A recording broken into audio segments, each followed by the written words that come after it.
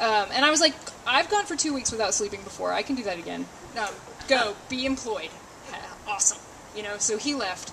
And it was totally one of those things like, barring any catastrophes, this will be fine. Dun, dun, dun. Right?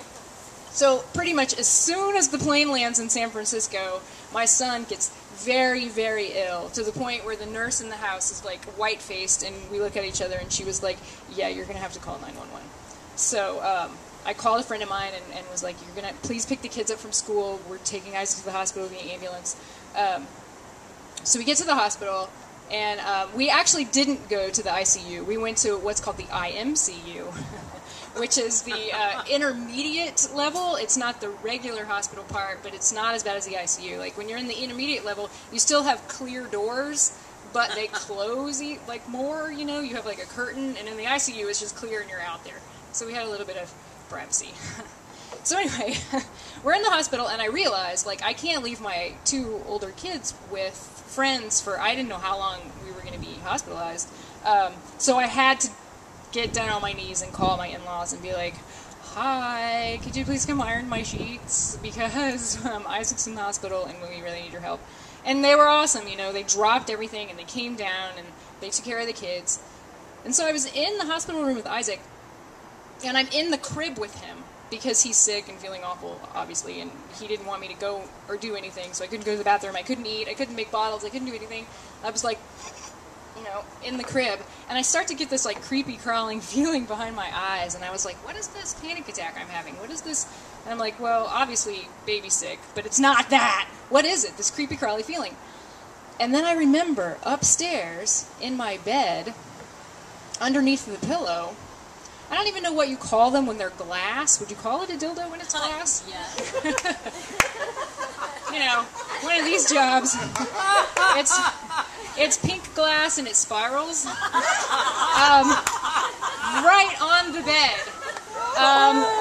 And so I'm in the crib in the intermediate care unit at Dell Children's Hospital, going, holy fucking shit.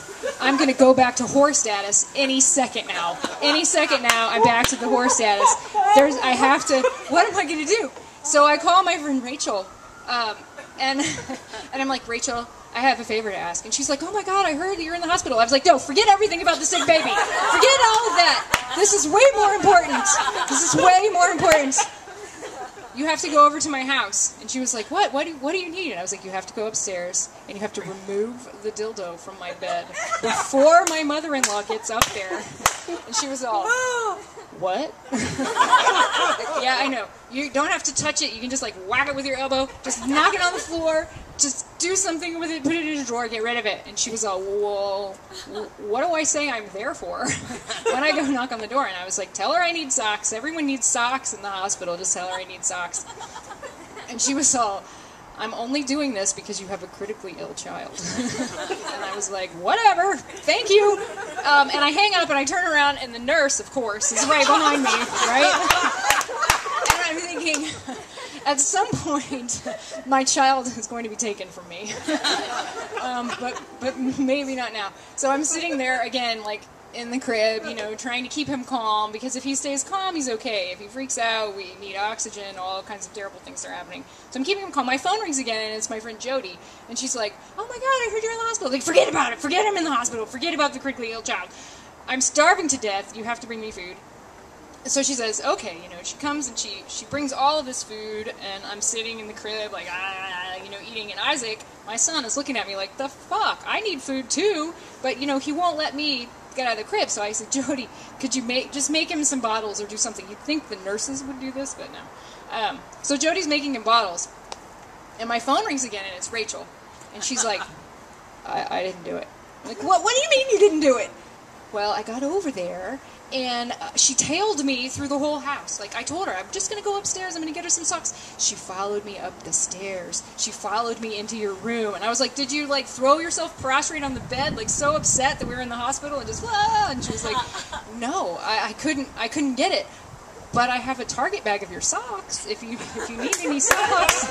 And I would just like to say that right now that Target bag of socks is in Clear Lake outside of Houston, because Rachel moved earlier this year. I still haven't gotten my socks back.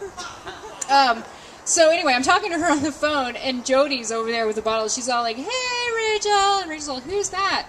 "Jody." "What is she doing?" And I'm looking over there. "What is she doing?" "She's washing my nipples." And she's like, "She's what?" "She's washing the nipples on the bottles." And Jody's like, "That's me, the nipple washer." So the nurse is back, obviously, at this point, like, listening to us talk about dildos and washing nipples. You live in South Austin. Yes, we live in South Austin.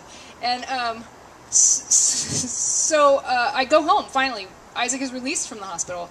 And the nurse meets us at home. And, we get him settled.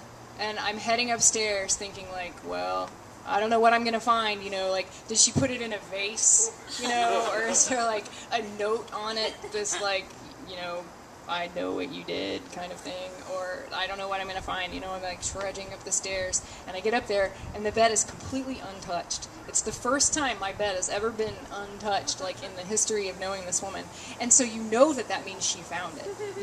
That means she went up there and was like, la la la, holy crap, or in merde, or whatever she would say in her French Canadian.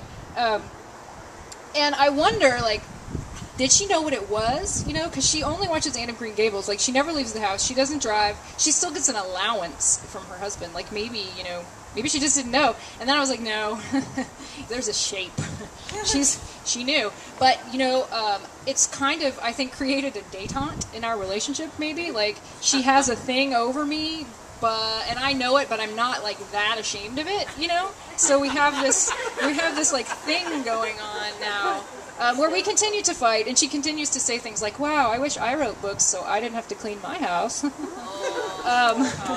So we still have that awesomeness going on, but there's not been a lot, there hasn't been any talk about what she possibly found upstairs in the room. And I would just like to say that the reason why I'm able to come here and tell the story tonight is because my in-laws are at the house watching the kids. So when I leave and I get struck by lightning, you'll know why. And probably you want to have like a wide circumference of me for the rest of the evening, because I'm certainly going to be struck down for telling the story, because they are nice people, even if they love Dick Cheney and hate dildos. So, thank you!